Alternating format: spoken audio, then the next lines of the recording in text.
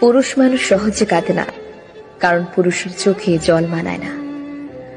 জন্মের পর তাদের মাথায় ঢুকিয়ে দেয়া হয়, যত কষ্টই হোক তোমার চোখে জল আনা যাবে না।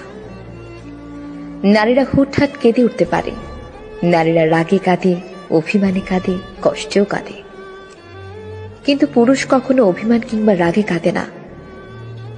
নারীর চোখের জলে ছলনা থাকলেও পুরুষের চোখের জলে কোনো ছলনা নেই। তবুও যদি কোনো পুরুষ কাঁদে, তবে বুঝতে হবে সে বড় কষ্টটাই পেয়েছে এবং সে আসলেই কাঁদছে। পুরুষ কান্নার অভিনয় করতে পারে না। পুরুষের কান্নার দৃশ্য ভয়াবহ। পুরুষের কান্নার কারণ তীব্রতার হয়। তবুও পুরুষেরা কাঁদে। পুরুষ কাঁদে চার দেয়ালের আড়ালে। পুরুষ কাঁদে বারবার ইন্টারভিউ বোর্ডে ব্যর্থ হয়ে সার্টিফিকেটের দিকে তাকিয়ে।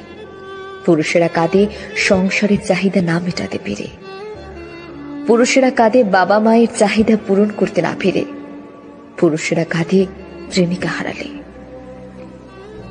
পুরুষ মানুষ নিজের জন্য যতটা না কেঁদেছে, তার চেয়ে বেশি কেঁদেছে অন্য কারোর মন রক্ষার জন্য।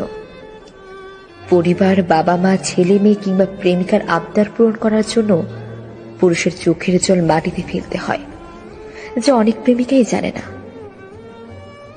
ইতিহাস বলে, যে নারী ইচ্ছাকৃতভাবে পুরুষের চোখের জলের কারণ হয়েছে, সেই নারী জীবনে খুব একটা সুখী হতে পারেনি।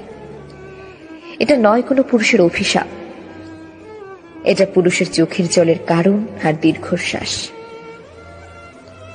নারীরা বেঁচে থাকে বাবা কিংবা স্বামীর উপর ভরসা করে, আর সেই নারীর জন্য যদি কোনো পুরুষের কাঁদতে হয়, তাহলে সেটা সেই নারীর জন্যই অমঙ্গল। পুরুষের চোখের জল বিফলে যায় না, প্রকৃতি তার প্রতিদান দেয়। তবুও পুরুষেরা বীর। দিন শেষে একটা পরিবার, বাবা মা কিংবা একটা নারীর বেঁচে থাকার শক্তি। পুরুষকে কাঁদিয়ে যে নারী জীবনে বড় হতে চেয়েছে, তার সারা জীবন ভাঙতে ভাঙতে গেছে। কারণ একটা নারীর জীবনে স্রষ্টার পরই একজন পুরুষের স্থান।